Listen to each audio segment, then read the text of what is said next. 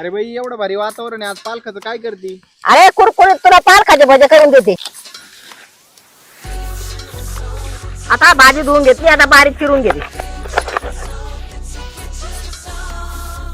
आता हे संपूर्ण वाटण काढून घेतलंय. आता हे रानातच पाटे वाटून घ्यायचं. आता हे सगळं पाणी घालून वाटून घ्यायचं.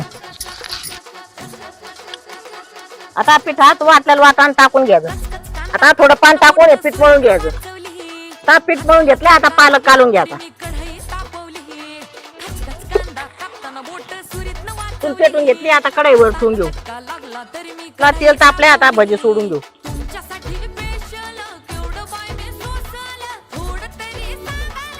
आपले कुरकुरीत पालक भजे तयार झालेत, आता काढून घेऊ. आपले कुरकुरीत पालक भजे तयार झालेत. त्याच्यासोबत हिरवी मिरची हे सगळेजण खायला आणि पानकाळ्यात असे सरे करून खा.